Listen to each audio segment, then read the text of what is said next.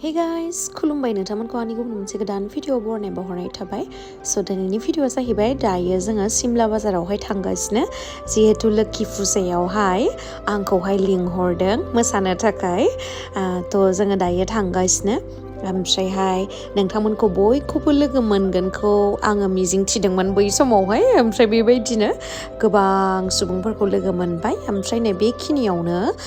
बिसानि Musalpur district बिसानि gate together programme दंमोन आथियाबारियावहाय ओमफ्राय बेवहायबो आं दसे हाबलांबाय आरोना ओमफ्राय जिहेतु आंहा गोबाव जागासिनो दंमोन आं बेवहाय जास्ट ओरैनो आंखौ इन्ट्रडाक्सनल' होहोनोसै बेबायदि होननानै आं इन्ट्रडाक्सन आंखौ होहोनायनि उनावहाय थाबनो आं ओंखारलांफिनबाय आरो नोंथांमोनजों बारा आं रायलायनो मोनासै मोसाफानो रंजाफानो मोनासै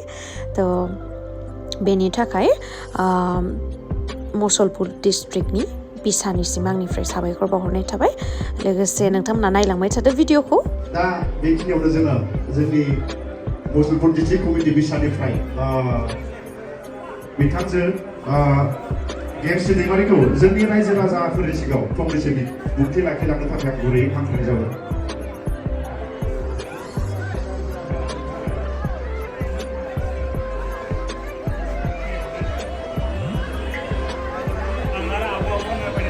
खुलुमबाय बयनिसिमबो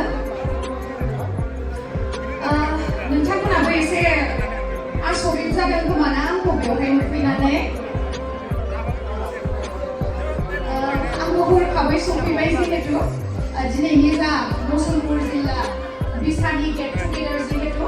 बेयावहाय फैनानै आरो नोंथांमोनखौ बयखौबो लोब लोब नुनानैहाय गोजोननाय मोनदों।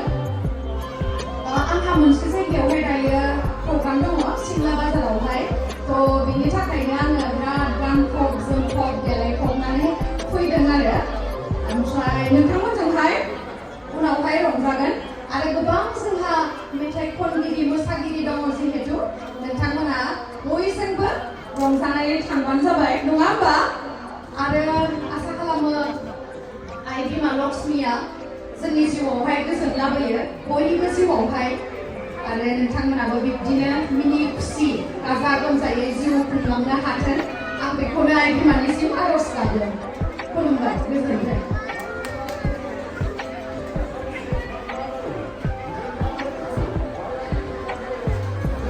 बिनानावखौ जोङो मा होननानै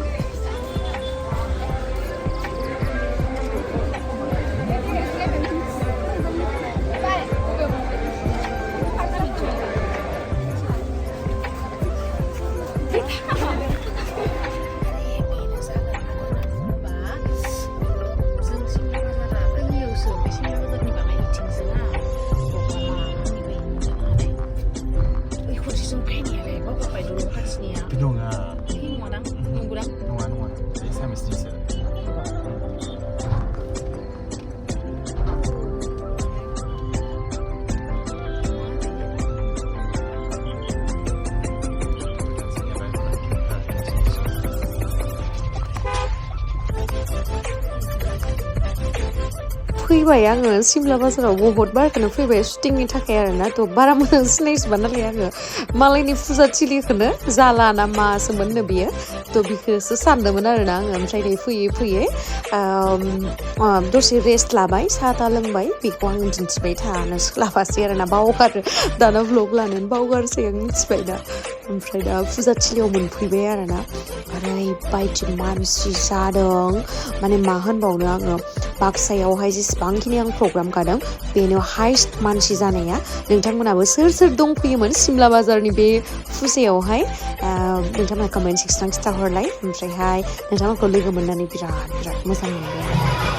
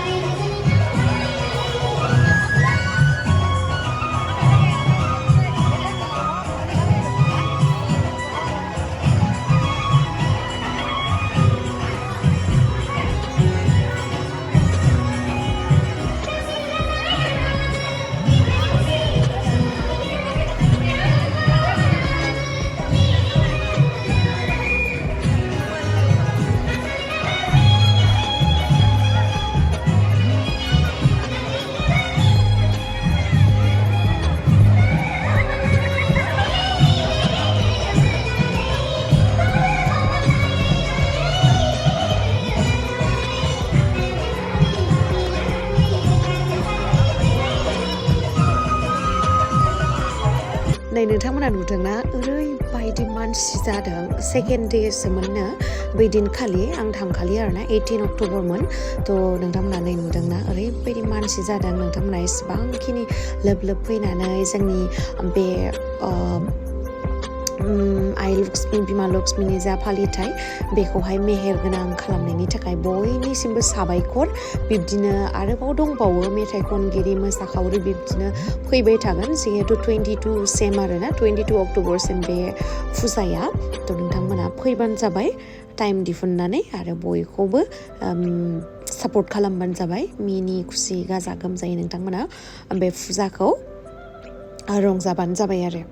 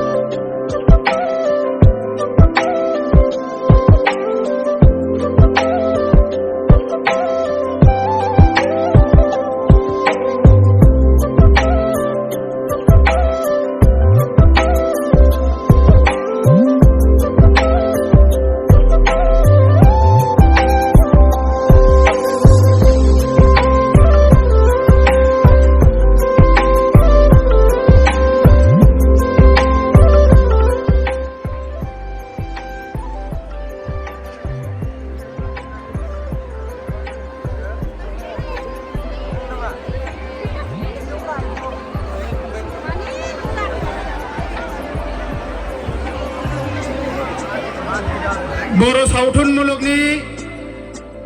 मुंदांखा फावखुंग्रि गेमस्रि दैमारि बिथांखौ फुजा कमिटिनिफ्राय गिबियावनो जों बरायना लाग्रोनो सानदों आरो बरायनाय खामानिखौ मावफुंनो थाखाय जोंनि राजा दास बिथांखौ बरायनो थाखाय आं खावलायनाय जाबाय आरो गेमस्रि दैमारि बिथांखौ जोंनि जौसांनि सिगाङाव थाफैनो थाखाय खावलायनाय जाबाय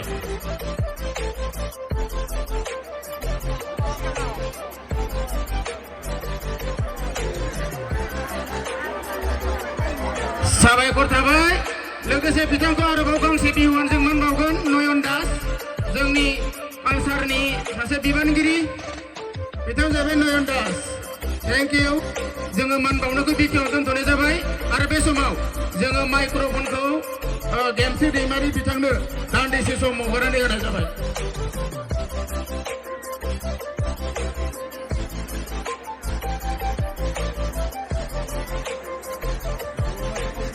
हिलखौनो फुखालायबायमोन मोसानो होननानै नोंथांमोना मोसानायखौ नायनो नेगासिनो ना आंजों रायलायनो नेगासिनो हा आंथ' जोबोर मोसानो लुगैबाय नोंथांमोननि लैहोर लैहोर फैनानै दिनै सिमला बाजारखौ बुंफब होनायनि थाखाय आंना गोसोआ मोसानो जागासिनो स' बयनिसिमबो आंनि खर' गंग्लायनानैहाय गोसो गोरबोनिफ्राय खुलुमनायखौ बावहरग्रोनाय थाबाय आं फैबाय नोंथांमोननि जायगायाव गोबां खेब फैबाय आङो नाथाय दिनैनि बायदि एफाग्राब लोब लोब फैनायखौ नुनानै आं जोबोर गोजोननाय मोनदों नोंथांमोना गोजोननाय मोनदों ना नोंथांमोना आंजों मोसाफागोन ना फैया ना आंनि मोसानायखौल' नायनो फैदों आं हले बारा मोसानो रोङा दे जाय एसे रोंगौ गोसोजों मोसायो नाथाय आङो आसा खालामो नोंथांमोनाबो मोसानो रोङा होननानै दलर नायनानै थानाङा गोसोजों मोसाबानो जाबाय दिनैहाय जों बयबो रंजानो होननासो फैदों नङा होमबा दिनैनि दिना जिहेतु गोथार सान होननानै बुंजायो आइ लक्ष्मी बिमाखौ सोर फुजा होखो आखाइ थिखोलाय होथाराखै फांसनल' नायनो फैथारदोंना आखाइ थिखोआखै माथो होनांगौ दे बयबो होदों जानांगौ लाजिनानै आखाइ थिखोआखै जानांगौ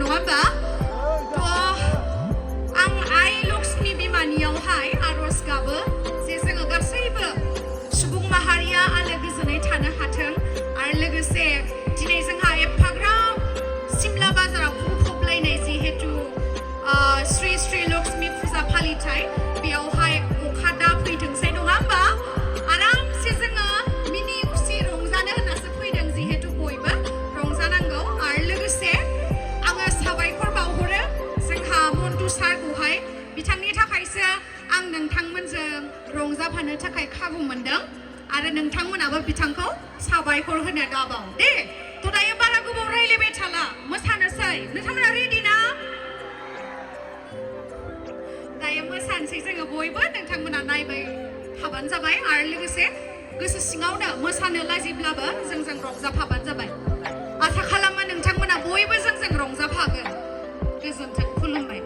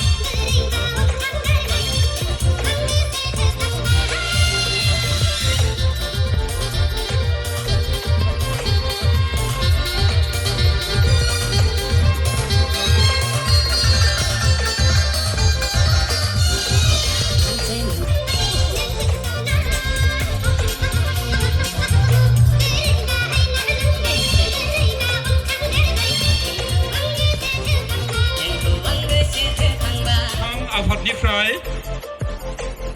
81थि श्री श्री लोखि फुजा खुंफुं आफादनि मानगोनां आफादगिरि नेहाथारिखौ लाफानानै गुबुन गुबुन आयदायाव बिबान लानाय मानगोनां बिबानगिरि नोंथांमोन आरो एसे सिगाङाव स्टेजनि सिगाङाव जिरायनानै थानाय बिजिरगिरि नोंथांमोन आरो आंनि अनजाथाव आरो सिबिजाथाव अरायसमबो खुलुमजाथाव जोंनि ओनसोलनि मानगोनां रायजो राजा नोंथांमोन थारैनो सिमला गामिनि श्री श्री लोखि फुजाया नैबे ओनसोलनि बयनिख्रुइबो